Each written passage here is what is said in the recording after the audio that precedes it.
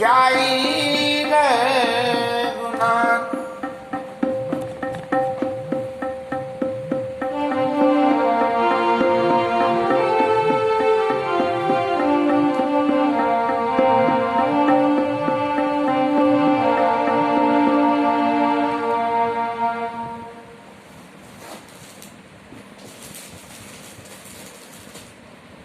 कल के कथा विश्राम में मंदोदरी रावण महाराज को समझा रही है कि सीता जी को वापस कर दो और राज्य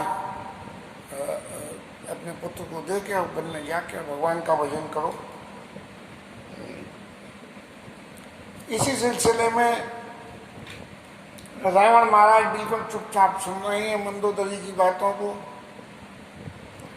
और कुछ भी नहीं कह रहे हैं। तो फिर मंदोदरी ने आगे कहना शुरू करा, नाथ दीन दयाल रघुराई और बागहु सन्मुख बैके न खाई।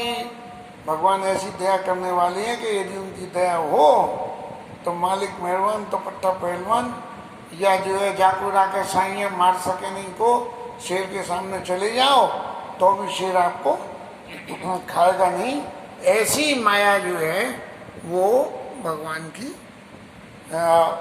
मंदोदरी ने रावण के सामने ये कहा है।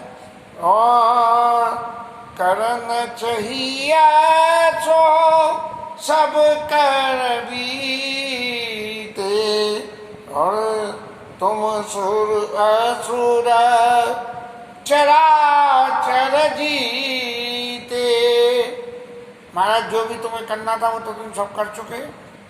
देवताओं को तुमने जीता, पूरे चराचर को जीत लिया, राक्षसों को जीत लिया, राक्षसपति बन गए। अब संत कहि आशा नीति दशानन। हे दसों संत लोग क्या कहते हैं, चौथे पन जाइयन पकानन। राजा को चौथी अवस्था में वानप्रस्थ संन्यास में, हालांकि भोग इतने राज्य पद पर रहते हुए जो भोग विलास भोगने को मिलते हैं उनको कोई सहज छोड़ते थोड़ी बनता है। लेकिन फिर भी मंदोदरी कह रही है कि संत ऐसी नीति कहते हैं कि इतने सब भोग करने के बाद उसको सब छोड़ कर वन में जाकर भजन करना चाहिए। तासु भजन की जियत बरता जो करता है पालक संघरता।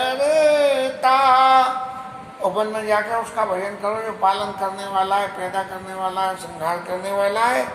ऐसे भगवान सोई रघुवीर प्रतन रागी और भजे उदात ममता मत त्यागी।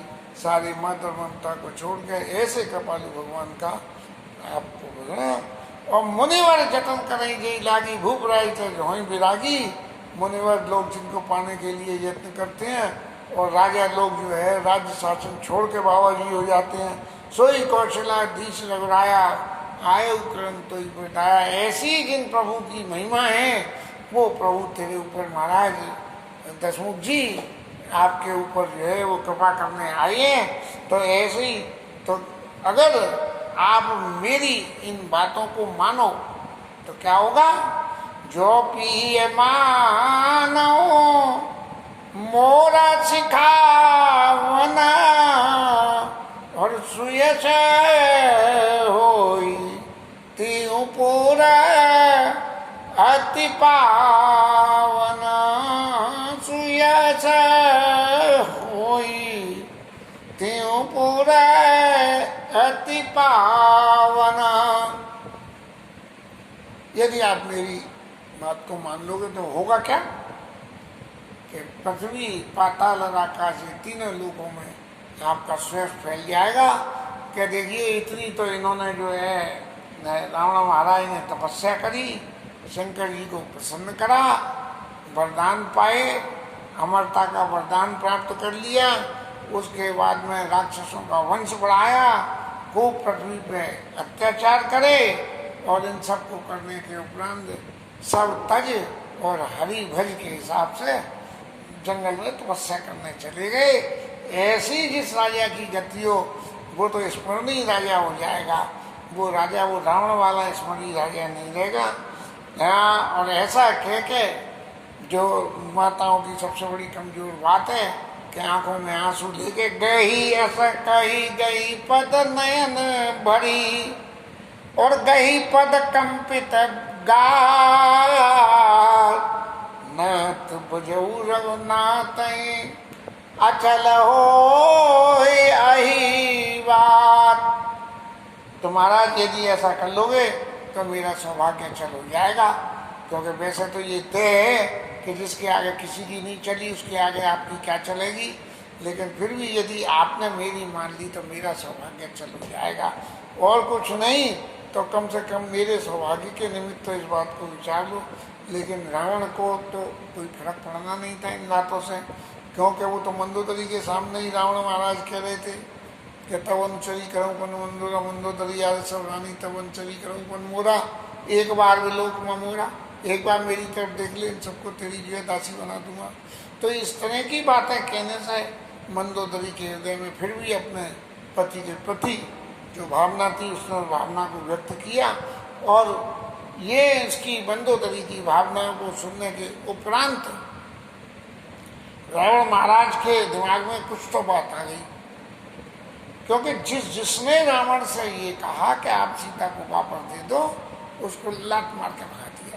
विभीषण ने कही तो, और मालवंत ने कही तो, और वो दूत ने कही तो, सबको लाचन प्रहार की सकते जब कहते ही कहा देन में दी, तो वो जो है सबको लात मार के भगा दिया। लेकिन रावण महाराज ने मंदोदरी को उठा तब मैं तवदा वनमय सुता उठाई,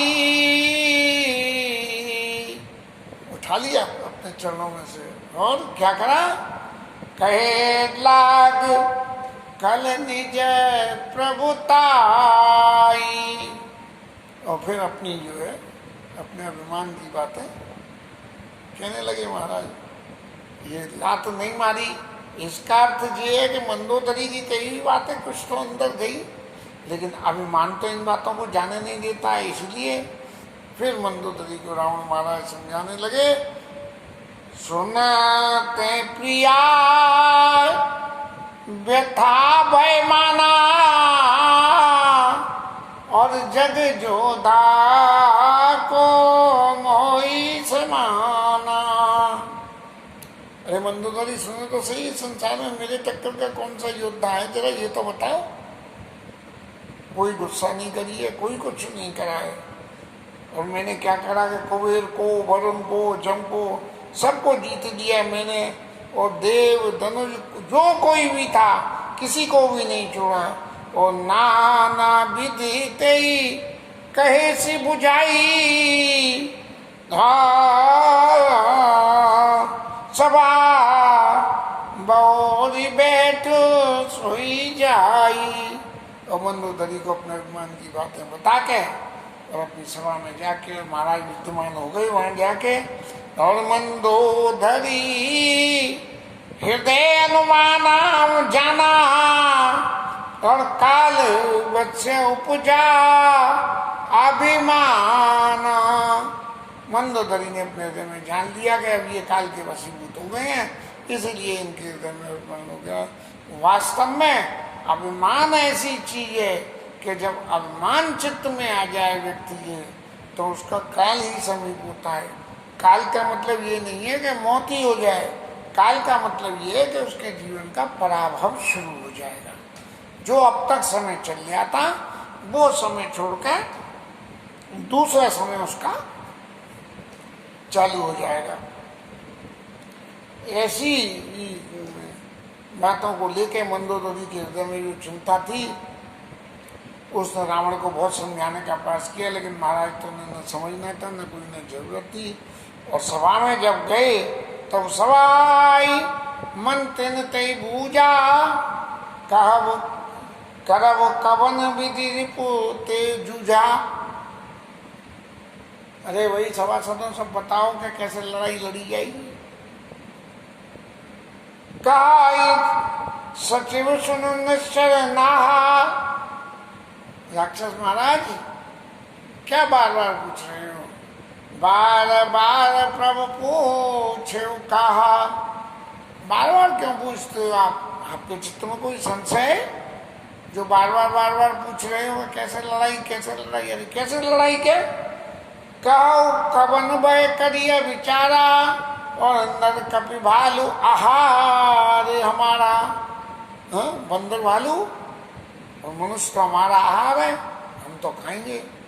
लेकिन किसी ने ये नहीं सोचा कि हम कितनों को खा सकेंगे। इतने बंदर थे, भालू थे कि जिनकी गिनती करना ही संभव नहीं था। तो आके राक्षस कितना खा लेंगे? तब जो है सबके वचन श्रवण सुने और कहा प्रस्त कर जोर। नीति विरोध न करिए प्रभु मंत्री मति अति थोर। महाराज उनके जो प्रस्त नाम के मंत्री थे वो हाथ जोड़ के कहने लगे कि इन सब लोगों को तो महाराज बिल्कुल अक्ल ही नहीं है, इसलिए नीति के विरोध में आप इनकी सलाह में आके कोई काम मत करिए। और क्या है कि काई सचिव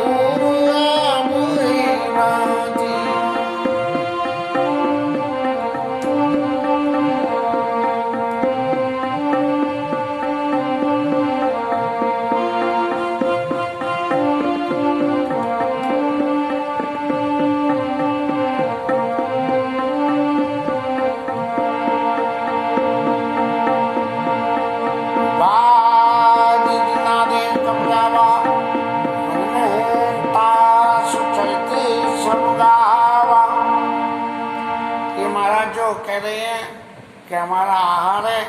एक समुद्र को लांग के एक बंदर आ गया और मनमोहता तो सब गावा।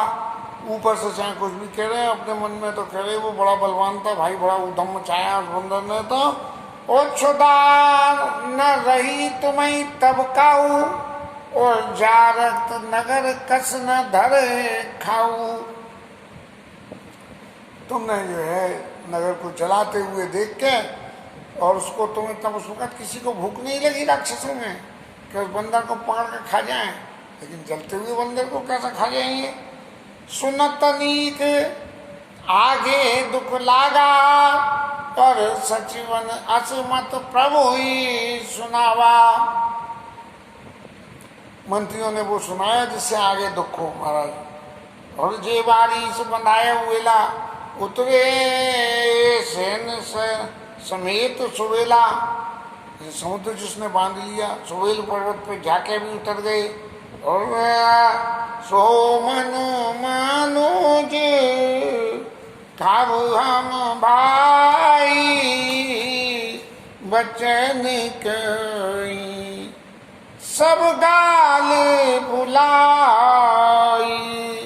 सब लोग गाल फुला के गाल बजाने वाली बात कह रहे हैं कि हम तो जो है खा जाएंगे, इनके किसी के बूते जी नहीं है। तात बचन मम सुनतिया दर जनि मम जनि मन गुण मोई कहर कादर। मुझे कायर मत समझ लेना महाराज जो मैं कह रहा हूँ। मेरी बातों को जरा गंभीरता से समझो। जो बातें प्रियवाणी जे कही जे सुनही ऐसे नर निकाय जग आई। इस संसार में ऐसे ही लोग हैं जो अच्छी अच्छी बातें कहते हैं और सुनते हैं।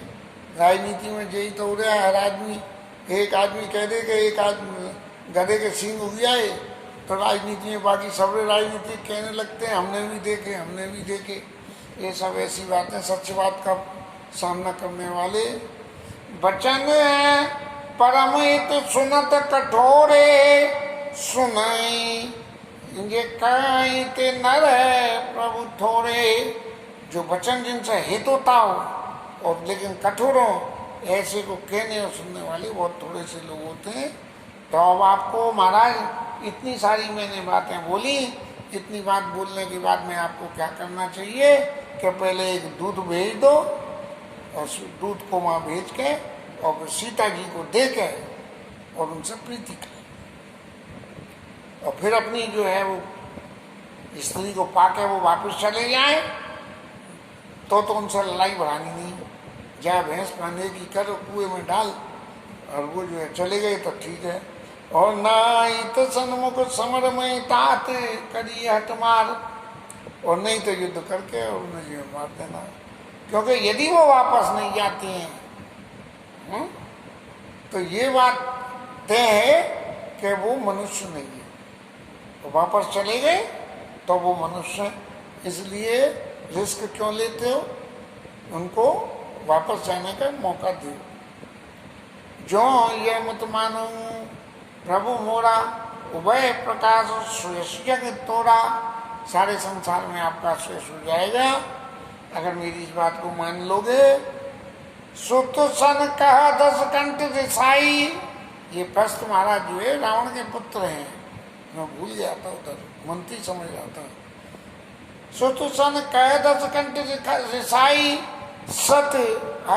सत असमत को तो ही सिखाई। अरे जी ऐसी बुद्धि तेरे को कैसे सीखने को मिल गई? अरे हमने तो तुझे पढ़ाया ही ये था, लेकिन क्या देवता हमारे बैरी हैं, भगवान कुछ नहीं होता, रावण भगवान है, लेकिन तुझे ये किसने सिखाया? तो अवई ते संशय होई, और बेण मूल सुत भयऊ घम होई। तू तो जो है ये राक्षस के वंश में घुन की तरह से पैदा कर, बांस में घुन लग जाता है, तो ऐसे जैसे बांस की जड़ में घुन लग जाए तो पूरा पेड़ बर्बाद हो जाएगा। ऐसे ही तू तो हमारे कुल को डुबोने के लिए घुन की तरह से पहना है। या सुनो पित गिरा है परुष अति घोरा, चला भवन कई बचन कठोरा। जब पिताजी ने उसे कुल के लिए घुन के समान कह दिया कि घुन जैसे बांस को खा जाता है ऐसे तू राक्षस वंश को खा जाएगा, तो वो घर को वापस चल दिया और बड़े कठोर वचन बोलता हुआ काल न चले भवन कई बचन कट वचन कठोरा। बड़े कठोर वचन कहते हुए घर में चल दिया। और हित मत तो ने लागत कैसे, और काल विवश कहूँ भेषज जैसे। हित की बात तो तुझे अच्छी लगती नहीं है, हे राक्षस राज, तुझे अच्छी नहीं लगती है। कैसे कि जो मृत्यु काल जिस व्यक्ति का निकट होता है उसे कोई भी दवा अच्छी नहीं लगती है। इसलिए महाराज तुम्हारी तो मृत्यु अब निश्चित हो ही गई है। और फिर ये सुन के वो प्रस्त तो उधर गए, और रावण महाराज जो है अपने भोग विलास के जीवन में अपने अखाड़े में जहाँ शाम को जाते हैं लोग बाग, अपने मदमस्त होकर नाच गाना ये वो सब करते हैं, वहाँ जाके विराजमान हो गए हैं। लेकिन रावण के जीवन की जो सबसे बड़ी बात है वो रावण के जीवन की एक ही बात है कि सब कुछ होते हुए भी कितनी भी जीवन में उसके ऊपर में ये सही मायने में तो कहना चाहिए उसके ऊपर में जो विपत्ति है, भले ही वो नहीं समझ रहा है इस विपत्ति को, लेकिन फिर भी भोग विलास के जीवन में उसके में कोई कमी नहीं आती है। ऐसी बात करके, ऐसी बात समझ के, और वो जो है सुना सी संतत करे विलास, परम प्रबल रिपु शीश पर तद्यपि सोचित त्रास। किसी तरह की सोच नहीं है। अब यहाँ सुवेल पर्वत के ऊपर महाराज रामचंद्र जी बैठे हुए हैं, बंदर भालू सब उनके संग में। बड़ी अच्छी एक पर्वत की चोटी साफ सुथरी पे महाराज विराजमान है, और पत्थरों के जोड़ों के बीच में से बड़े सुंदर पेड़ों के आ गए हैं, वो वहाँ की शोभा को बढ़ा रहे हैं। और तापर रुचिर बदुल पनशाला मृगशाला और ते आसन आसीन कपाला। वो पत्थर पर वो जो है वो पत्थर की शिला पे चौड़े से बैठने लायक जगह होगी और उसमें मृगशाला को डाल दिया गया और डाल के ठाकुर जी उसमें विराजमान है। प्रभु कृत शीश कपीस उछंगा, भगवान का सिर जो है हनुमान जी की गोदी में, और बाम दहीन दिस चाप निसंगा, हाथ में उनके चाप और बाण है। बड़भागी अंगद हनुमाना, नहीं गलत कह गया, कपीस उछंगा, सुग्रीव महाराज की गोदी में तो सिर रख लिया और बाएं हाथ से चाप और धनुष है उनके पास में, चाप और बाण है। बड़भागी अंगद हनुमाना चरण कमल चापत विधि नाना। और ये लोग जो है हनुमान जी और अंगद महाराज उनके चरणों की सेवा कर रहे हैं और पीछे लक्ष्मण जी वीरासन में यहाँ धनुष बाण लेके बैठे हुए हैं। ए विधि के पारूप गुण दाम राम आसीन, धन्य ते नर ए ध्यान ये रहत सदा लीन। तुलसीदास जी महाराज कहते हैं कि भगवान की जो छवि वर्णन करी गई है अभी कि हनुमान जी अंगद जी पैर दबा रहे हैं, सुग्रीव की गोदी में सिर रखा है, लक्ष्मण जी पीछे वीरासन में बैठे हुए हैं। जो लोग ऐसे भगवान की छवि का ध्यान करते हैं वो लोग धन्य हैं। और इसके साथ ही भगवान राम जब लेटे हुए थे तो लेटे लेटे उन्होंने पूर्व की दिशा को तरफ देखा और देख के पूर्व दिशा बिलो कि प्रभु देखा उदित मयंक, पूर्व दिशा में चंद्रमा उजाया था और उसे देख के कात सबई देखो शशि मृगपति सरिस असंख्य। चंद्रमा क्योंकि पूर्णमासी आने को होगी या पूर्णमासी होगी तो जो है चंद्र महाराज ऐसे उग के आए, जिस संज्ञा कोई अंधेरा होने से पहले ही उग के आ जाते हैं, ऐसी असंख्यता से कि उन्हें ये भी चिंता नहीं है कि उनकी रोशनी जब फैलेगी, जब दिन छुप जाएगा तो वो दिन रहते ही हुए चंदा मामा उग के चले आए हैं। ऐसा देख के भगवान ने फिर अपने सब लोगों को आपस में बतवाने के लिए और उनसे बातचीत करिए, जिस कथा को फिर कल लेंगे। आज की कथा यहाँ विश्राम और हरि नाम कीर्तन करेंगे।